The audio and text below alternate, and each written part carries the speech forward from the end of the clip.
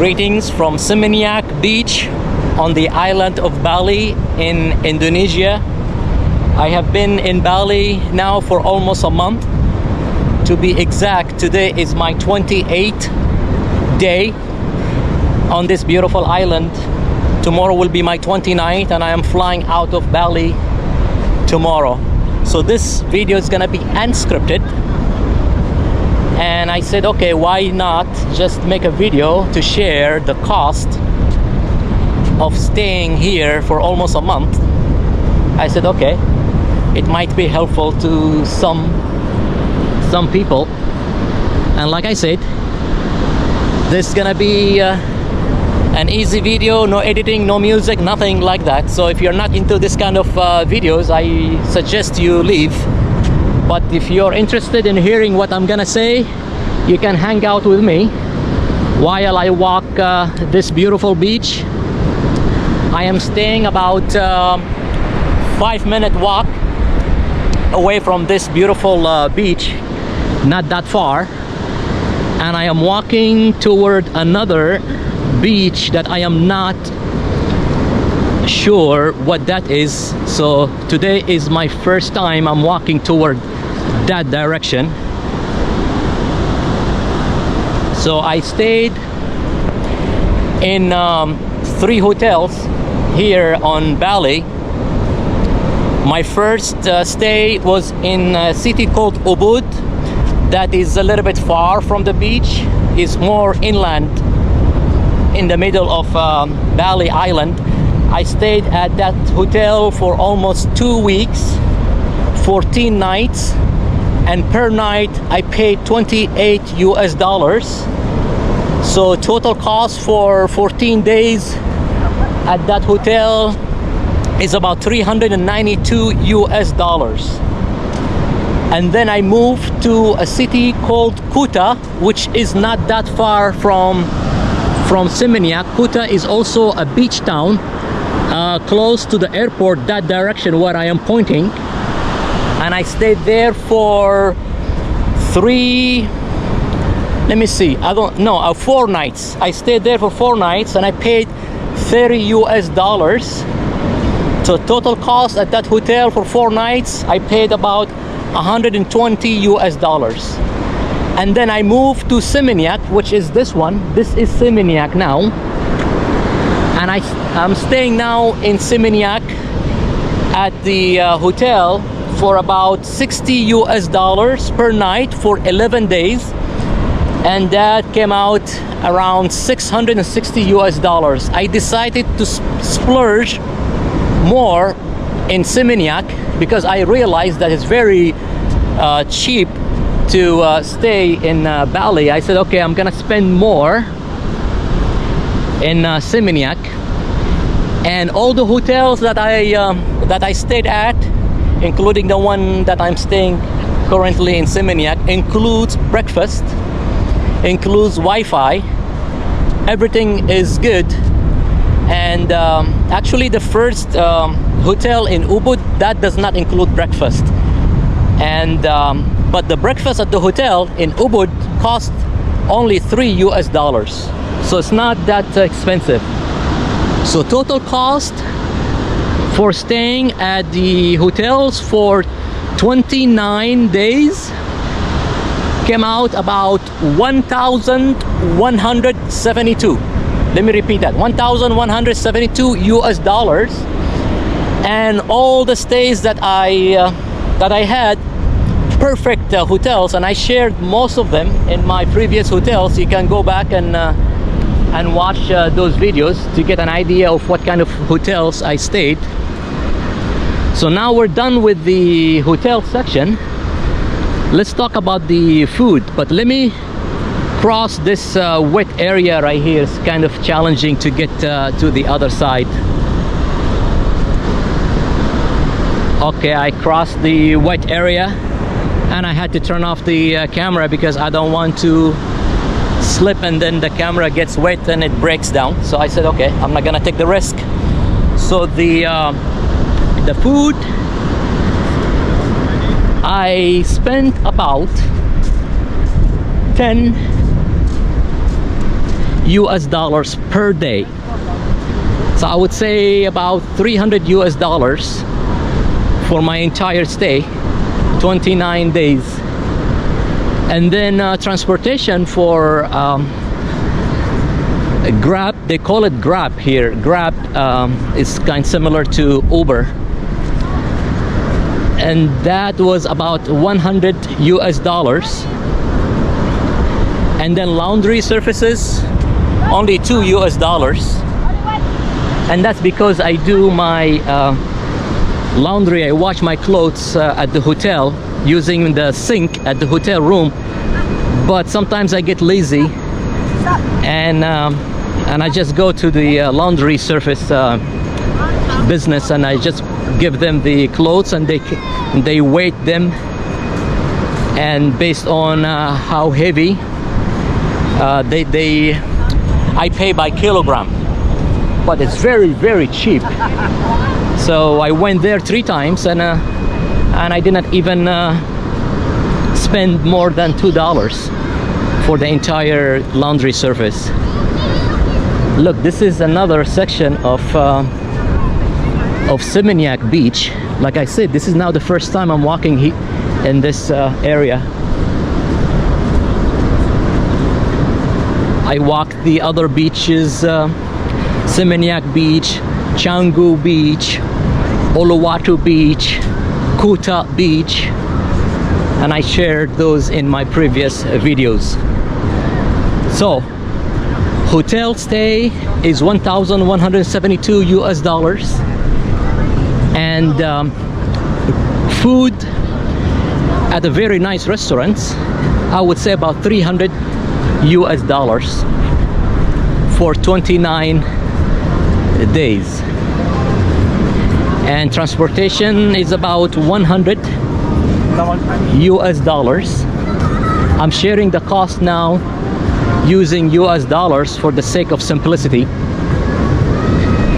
And then because I went to some touristy areas, see, I am staying here like for 29 days, but I am not a tourist every day. What I mean by that is that I did not do the touristy activities every day. I would say probably once a week, and that's it. And that's why I spent only about 50 US dollars doing the touristy activities, such as the admission fees to enter a touristy area, such as the famous temple and all that kind of stuff. But still, even if I decide to do more touristy stuff, I don't think I would go over 200 US dollars if I decide to do the touristy stuff. So if I add everything up, all the costs, it's not even 1,600 US dollars for the entire 29 days, which makes it a great destination for slow travel, and for those people who want to pick a base, 1 month base or 2 months base. And you might ask me why I stayed only 29 days, because I'm traveling on a US passport, and they only give me 30 days the visa on arrival. When I arrived on Bali Island, Bali belongs to Indonesia, and in Indonesia gives a 30-day visa on arrival at the airport.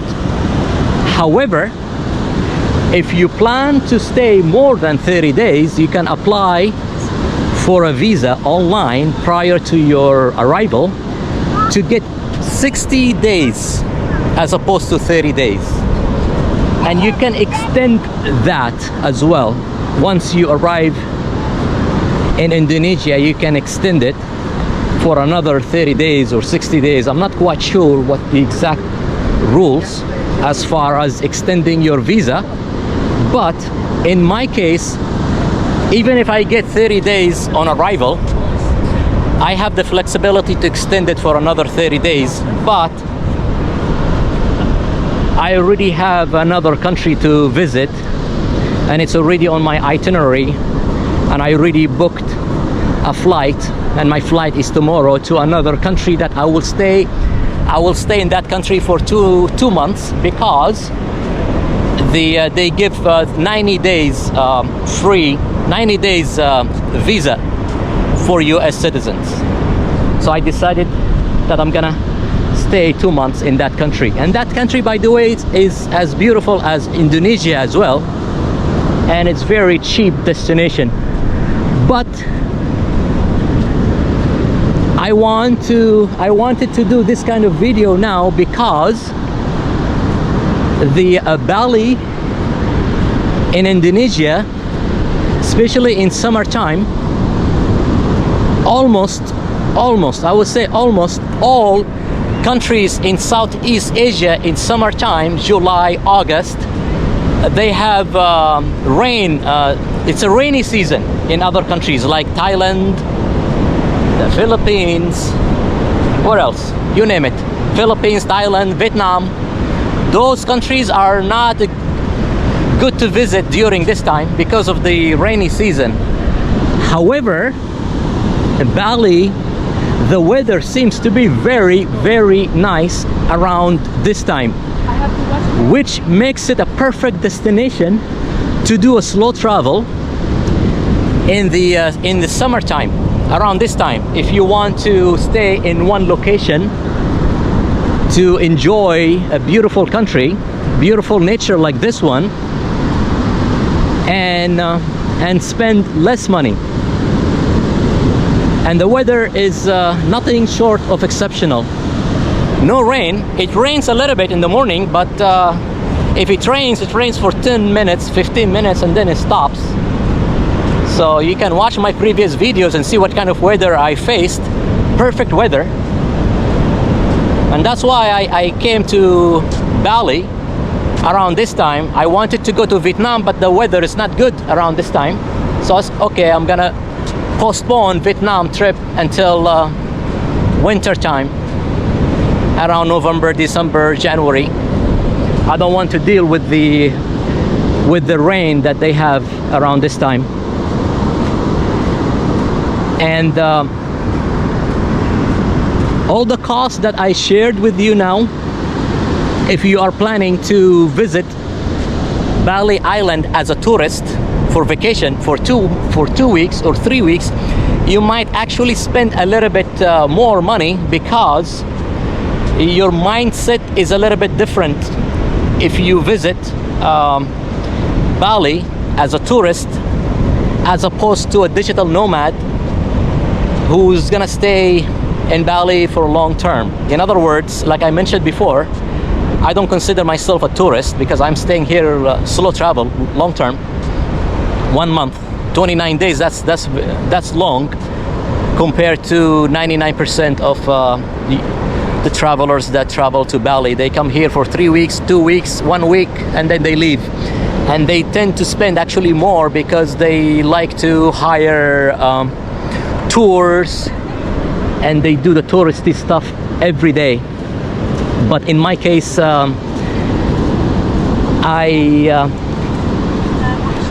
most of my days I spend my days going to local areas, local coffee shops, walking in the local neighborhoods and doing the stuff that the local people do. And if I do decide to do the touristy stuff, maybe one day or 2 days.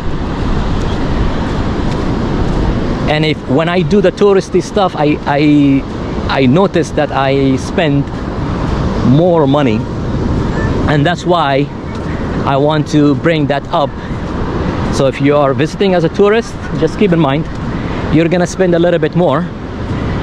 And also the restaurants that you visit, most likely you're gonna visit the touristy restaurants, because you don't have time to look for the restaurants that the local people go to. So it takes about a week or 10 days to learn the tips, the local the tips as far as where to go to eat and what places you visit and how you avoid the touristy stuff and overpriced restaurants and all that kind of stuff. It takes about one week or 10 days, and I learned it the hard way. I just go and I pick any restaurant that does not look touristy, and if I like it, I don't like to change. If I like a specific restaurant, I just keep going to the same one. I pick one for lunch and one for dinner, and the breakfast I already ate in the morning. So if I like two restaurants, local restaurants, I just go to the same ones, because I noticed that when I go change the restaurant, there is a risk involved, and that risk that I might not like the food, or I may pay extra for food that I don't enjoy.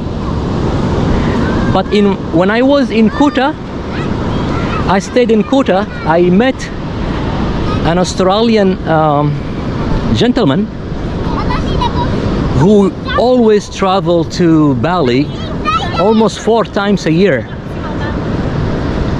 Almost 4 times a year he comes to Bali, and he shared a lot of useful tips. He showed me what restaurants I should go to, and what hotels and all that kind of stuff, what shops I should go to.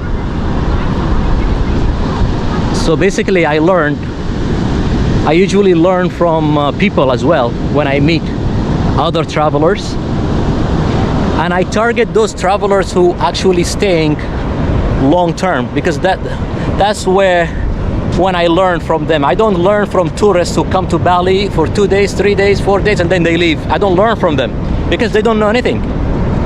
They just come here as a tourist. And also when I watch YouTube travel channels, I don't watch those travel vlog for people who just come here and they film and then they make a video, they act like they are experts. I don't listen to them because they're not local people. They're not long-term residents in the country that I want to learn about. So imagine you're spending less than $2,000 a month in a nice place such as Bali. It's really nice. And also for transportation, I mentioned that I paid almost $100 for Grab taxis. Actually, I could have spent way less than $100 if I choose to use the motorbike rides. When you order a ride through Grab app, they have 2 kinds of rides: motorbikes or taxi. Because I